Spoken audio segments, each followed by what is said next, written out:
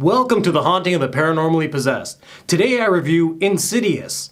It's not the house that's haunted.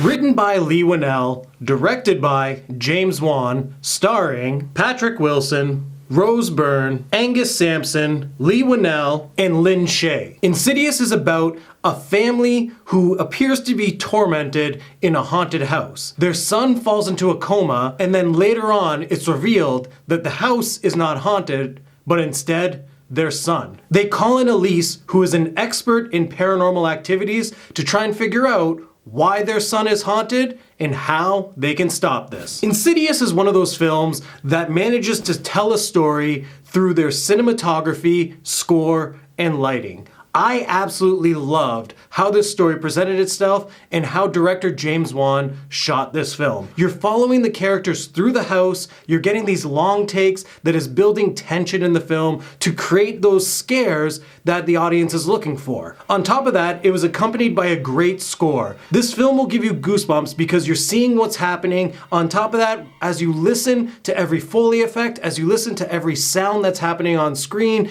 it just gives you that eerie feeling that something is lurking in the shadows that you just can't see. I also enjoyed in the story that you are to believe that it's the house that's haunted, when in actuality, it's the kid who has gone off into this other dimension, which we learn to be the further.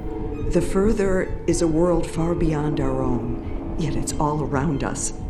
A place without time as we know it. The whole concept of the further and how the further looks is just awesome. It's this dark realm where the dead live and they just want to try and come back and become the living. And when the characters are actually walking through the further, they do a good job showcasing how it looks like it is the real world, but because of the dark lighting and the fog and the mist, it just gives it that eerie feel. On top of that, when you're in the further, you're introduced to some really creepy characters because the whole place is riddled with dead souls or demons. As a matter of fact, the demon in this film, the man with fire on his face, is creepy. And I loved that when you saw him, it was scary. They did one really good jump scare halfway in the film where you first see the full look of his face. And then at the end, where you see the entire body, the entire look, his whole lair, everything makes it feel like he's straight out of hell. I also enjoyed that this film didn't go the jump scare route. Yes, we do have some jump scares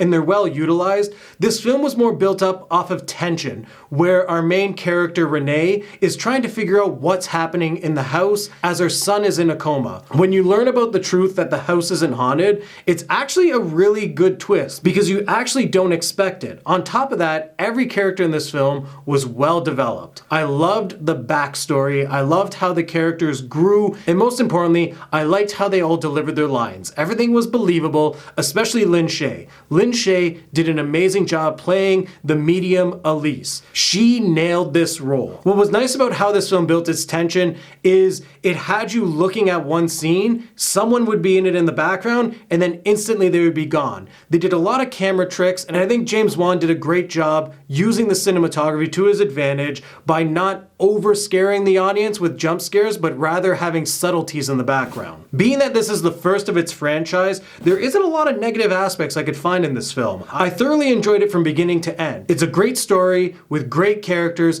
and it's beautifully shot. It was a fresh take on the paranormal genre where the house isn't haunted or a person isn't possessed, where instead it creates this whole dimension that looks cool and feels creepy. This is definitely a film I would recommend checking out. So with that being said, I'm gonna give this film 5 meat ice packs out of 5. As always, thank you for watching. Like this video and comment below if you've seen the film. If you haven't, I'm gonna leave a link in the description for you to check it out. And if this is your first time here, make sure to subscribe to the channel to stay updated with everything we're doing here on Bloodbath and Beyond.